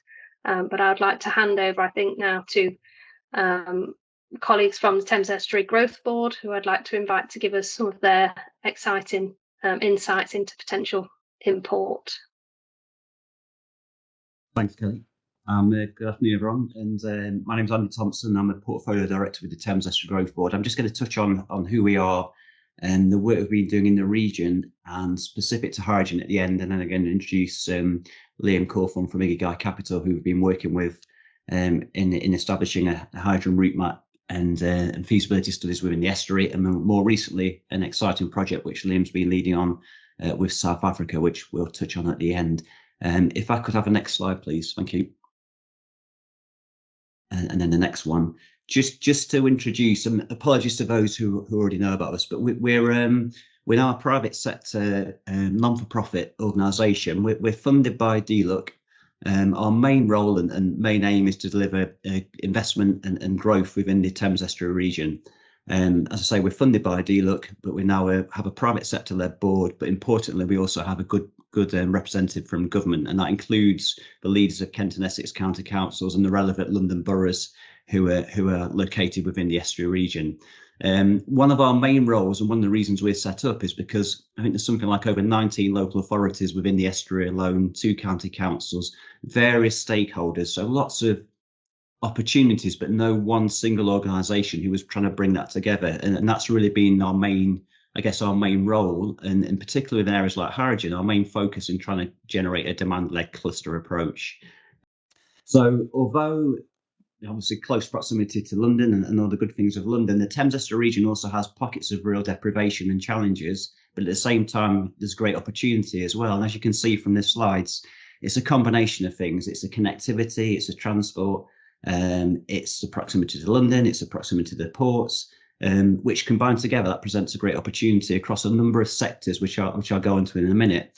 No pressure for us, but we've got a challenge of delivering, as you can see from the slide, 1 million new homes, 1.3 million new jobs, and 190 billion in GVA by 2050. So some, ambitious targets, but we think that great opportunity. And there's been various reports and studies, Lord Heseltine and Sir John Arnott and others who've put together identifying the opportunity for the estuary and why it's an important region for the country. So there's various different sectors we've been focusing on. If I could have the next slide, please. And a lot of these sectors also feed into the hydrogen work. So, I mean, the Thames obviously is one of our key assets and one of the key focuses for my colleagues, particularly at the moment, looking at waterborne light freight. And there's various interesting projects we've been working on to look at last mile deliveries and utilising the Thames and putting more freight on the Thames. That in itself is presenting opportunities around net zero, around electric and electrification, and also hydrogen. And some interesting work being carried out by the PLA and others within the Thames at the moment. I'm happy to share more on that. And again, green spaces. So we're very much focused on good green growth, and that includes on the energy side areas I'll touch on in a minute, but also some interesting work around biodiversity net gain, and we're looking to launch our own fund and projects in that area. We're also working in quite a huge challenge with the Environment Agency, looking at flooding and how we build better infrastructure and then potentially a new Thames barrier, which is obviously a huge undertaking and project. Also, I think Kelly mentioned as well, an interesting work at the moment around district heat networks. We've already seen some good examples with projects from Vattenfall and Corrie Group at Bexley. E.ON are involved in some really interesting work as well in the City of London and also in Barking and Dagenham.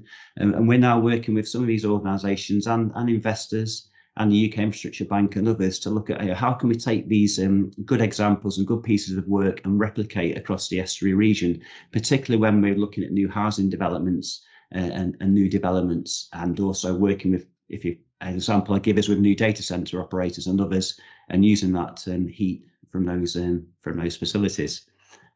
So one of our key aims, is I mentioned earlier, is around housing and regeneration, but also construction more broadly. And again, that links nicely into hydrogen. And I think most of you are aware about the Lower Thames Crossing and their ambition to take diesel out of the supply chain and to bring hydrogen in.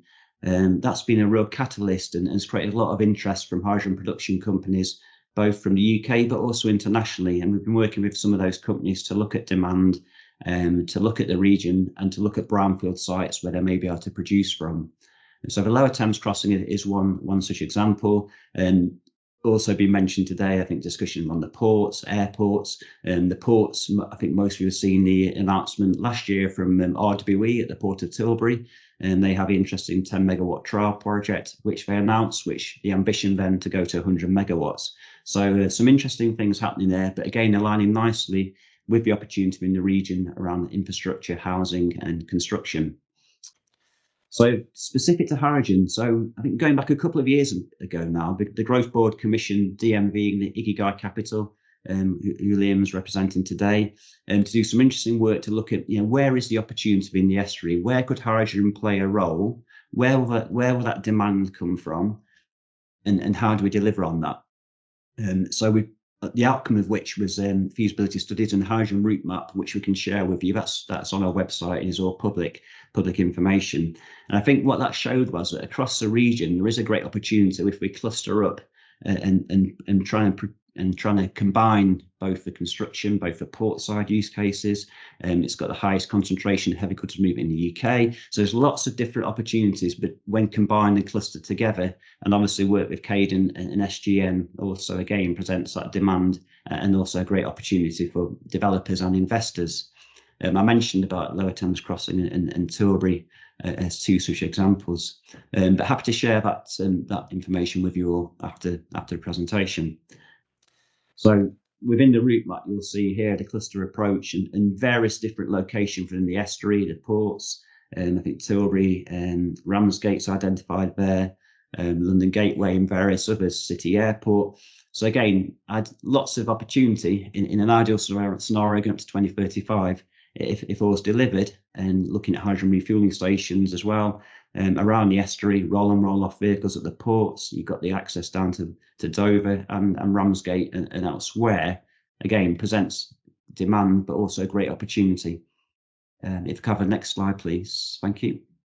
So the findings generated from those feasibility works gave the outcome here, which shows that potentially a huge opportunity in terms of investment, but also jobs created, and that includes jobs in the assembly and supply chain and potentially manufacturing. And if you think of companies like Ford at Dagenham, there's some really high skilled workers there, which over time maybe those jobs and the skills and training which goes on there can be replicated into these new industries.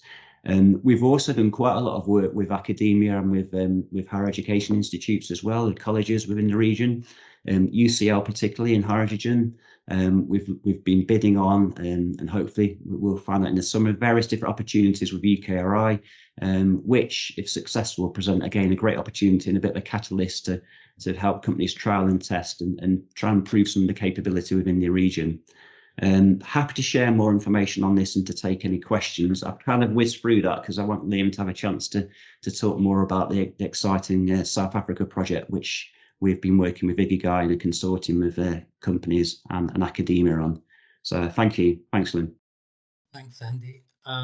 First of all, thanks Kelly and Harry for organising this meeting, and thanks for the opportunity to present the feasibility study with which we've just started.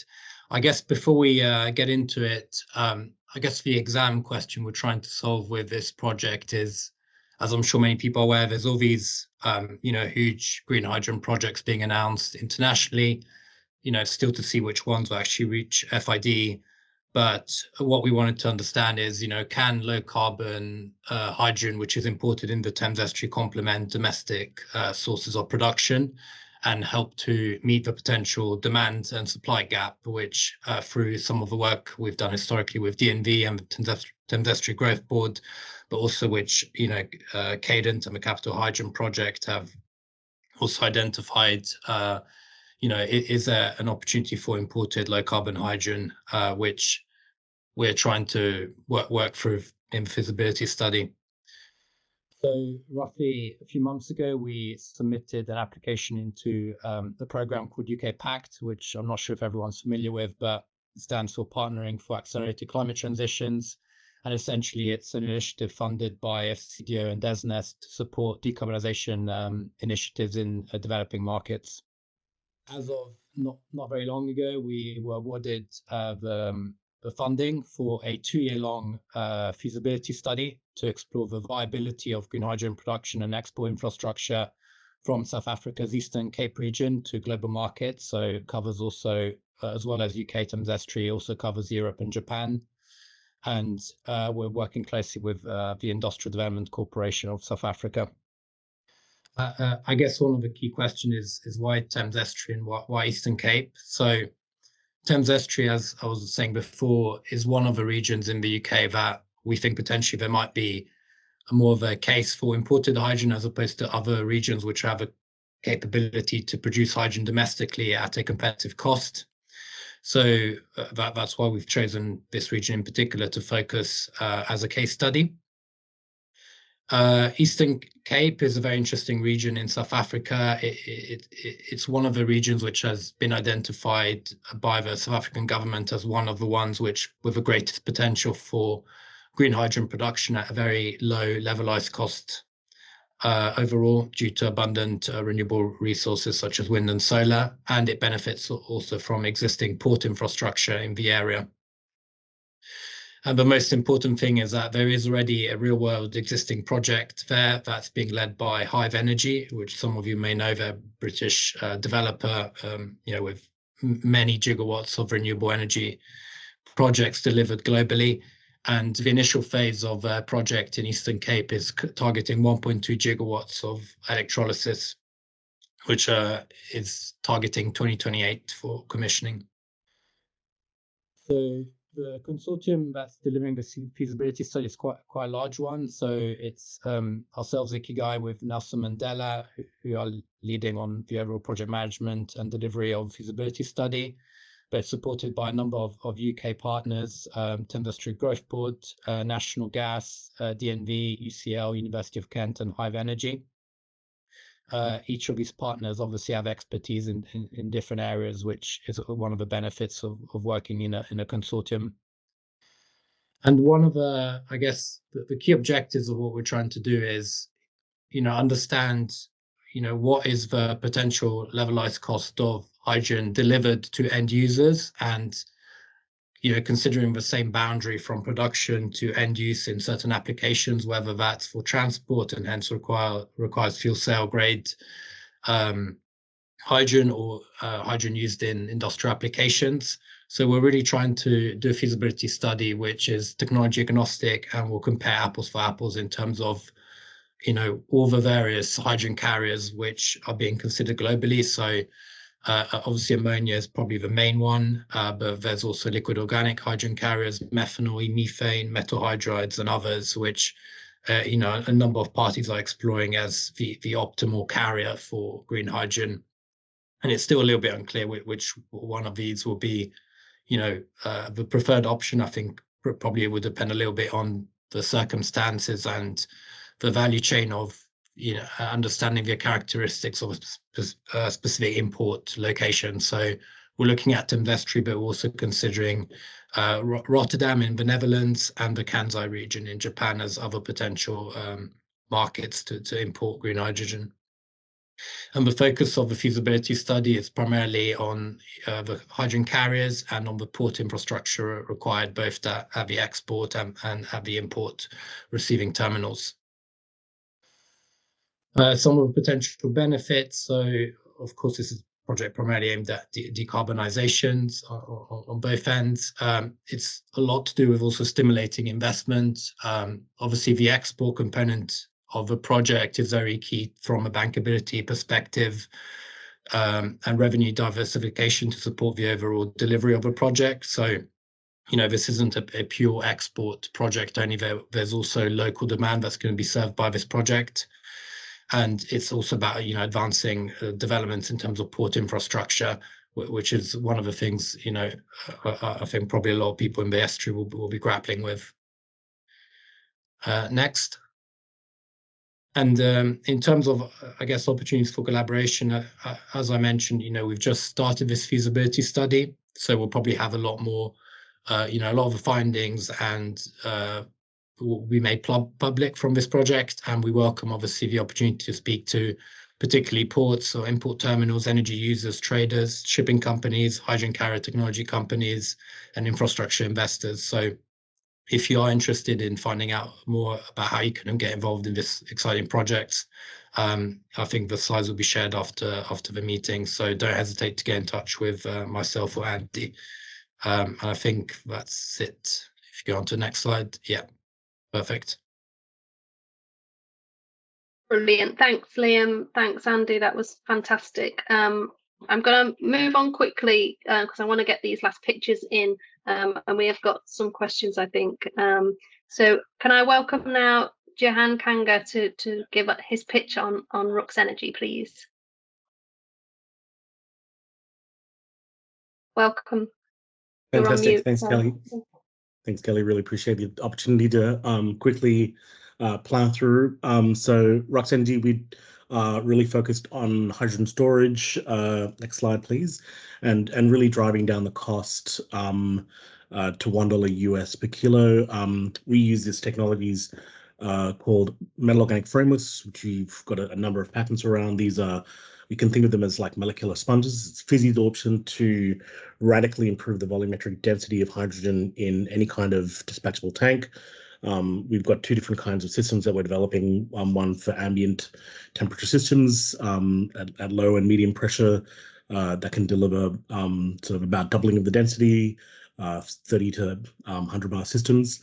And we're also developing cryocompressed systems that operate at LNG temperatures and low pressure that deliver near liquid-like densities of around 55 kilograms per meters cubed. So, you know, when you look at the sort of the cryocompressed systems, those systems are potentially very cost competitive with liquid hydrogen because they, you know, they offer a potential sort of nearly 10x decrease in the energy sort of consumption of the total system. So we're only losing about 3 to 4% of the energy value in getting to 55 kilograms per meters cubed. And that's going to be quite important if we're looking at sort of bulk hydrogen vectors. We're looking at developing a series of sort of trailer-based transporters for construction power and generator sets, and also looking at 20-foot systems. The 20-foot system would be able to move about 1.2 tons of hydrogen, and a 40-foot system is 2.4 tons of hydrogen in a box and fully ISO containerized and intermodal. So what this does is it allows a lot of flexible use, especially as we've discussed in this call. The pipeline will take some years. We'll be deploying these 20-foot systems in 2027, 26 for trials, and 2027 for commercial deployment. So we're moving very quickly with support from a number of governments. Next slide, please. And this just gives you a sort of a comparison between an empty tank at the same temperatures and pressures of LNG system, which is about minus 160 degrees Celsius and 50 bar pressure if you have hydrogen versus with them off. Next slide, please. Yes, we've got a number of trials that we're launching. We've announced the SPOL project, which is led by Carno Engines, to actually look at it's a bench scale feasibility to actually interface our storage system with Carno's very high efficiency internal combustion engines. At scale, that'll be able to deliver our systems will deliver 40 megawatt hours stored energy, which can run a big ship for more than a day, and can also do ship to ship refueling and agile cold ironing and recharging of electric tugboats and other hovercraft vessels. And we're also launching our supply chain projects with Cranfield University to look at how we can use barge and rail to move hydrogen around to areas in sort of regional and remote communities to get them to start switching over. Next slide. Thank you. Yeah, so please reach out if you're quite keen to if you're interested in these sorts of technologies and actually trialing them, and we're obviously quite keen to participate in the large scale sort of feasibility. We're doing our own feasibility study on looking at international shipping using sort of our materials in a cryocompressed format between Australia and Singapore, because currently the only vector that's being explored at the moment realistically is ammonia, and having a pure hydrogen option is going to be quite important as a comparator long term because of the energy efficiencies that you can get from it. So I'll wrap it up there because I know there's a few other people. So thanks so much for the opportunity, Kelly. Thank you so much. I think it's really exciting and new technology to understand. Can I ask Jim Irvine to come along and speak now? Hi, Kelly. Welcome, Jim. Thanks, guys. I've got a couple of slides here. We'll just smash through this. My name's Jim Irvine. I'm the Operations and Development Director at Taylor Construction Plant. You're probably wondering what a plant hire company is doing at a hydrogen meeting. Well, we've been doing hydrogen in the real world since over the last 10 years or so. We've been developing our own products and renting them out as part of our hire business since 1989. But as I say, 10 years ago, we've stepped into hydrogen and we've been growing that part of the business. What you see here on the left-hand side is a couple of our newest products, which are our fuel cell and power products, which we deploy on building sites where we're powering equipment. As you can see in the bottom left picture, there is one of the extreme examples. And over the last couple of years, we've powered probably more than a dozen sites over a year and a half, I think, for these sort of jobs for people like the Environment Agency with our construction partners.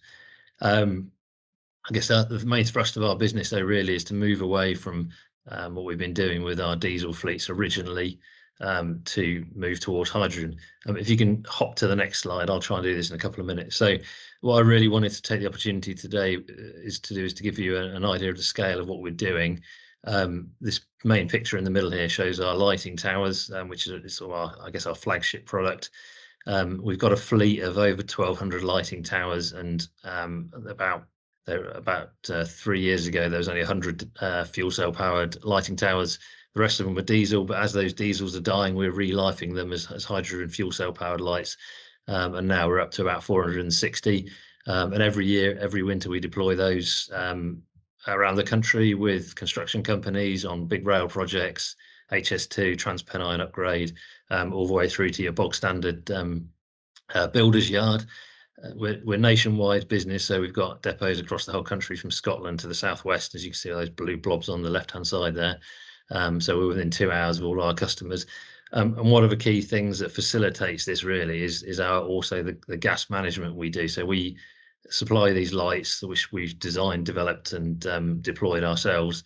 But then we also manage the gas for our customers. So the way they do is basically pay for the light at the end of the week.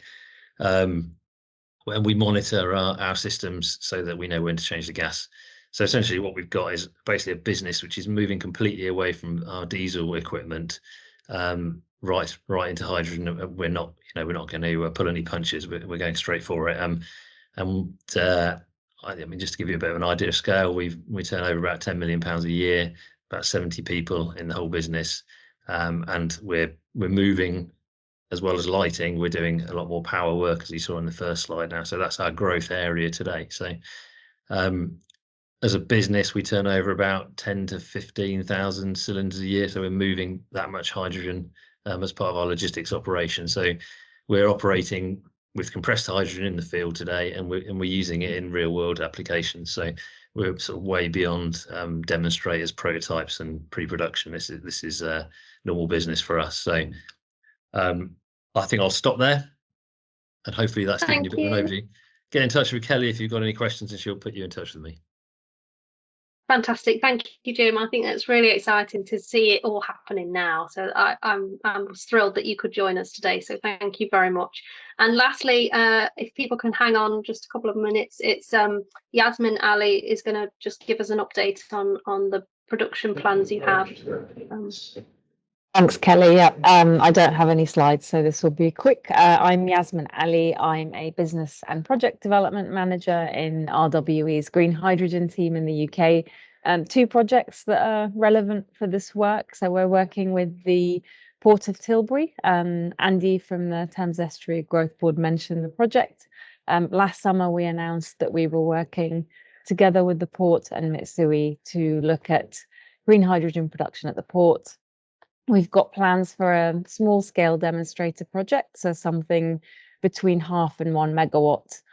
We've completed the feasibility work for this, and we're intending to test hydrogen production, storage, refueling of hydrogen powered port equipment. And then in parallel to that, we're working on the feasibility for a larger project, so starting at 10 megawatts with the ultimate aim of having something in the hundreds plus megawatt range of production, very much depending on how the demand in the region develops and in the coming years. And Capital Hydrogen could obviously unlock this project for us. For both of these projects, we're interested in talking to people who have a hydrogen demand in the region. So do get in touch if you'd like to have a chat. Yeah, we are one of the producers that Kelly mentioned in her presentation earlier. The second project is in Harwich. So about 2 weeks ago, we announced an MOU with Holtam and Carless, who run the refinery in Harwich near the Freeport East region. And we are developing green hydrogen production there, and that's for the use on the refinery. They're considering options to produce sustainable aviation fuels. Again, for that one, feasibility is done, and we're just working out the next steps. And that's all for me. Fantastic, thank you, Yasmin. That's brilliant. We have gone over time, and we said we would have some Q&A. So the team can all hang on. If anyone has got any questions that they wanted to ask of any of the panel or any of the speakers today, we'd welcome to take those. But I just take this opportunity in the meantime to thank everyone for their contributions. I can't believe how much is going on in this area, and it's a really exciting time. So I just echo all of the issues and the activities and the progress that's been made, really. So I'd like to thank you all. I don't see any questions that are left over. Anyone else from the team see anything? I think we've covered the majority in the chat. So I'll close the meeting there. Thanks, everybody. If anyone wants to be put in touch with anyone, then just let me know. I'll get in touch with the Capital Hydrogen team at GEMSO. Fantastic afternoon to you all.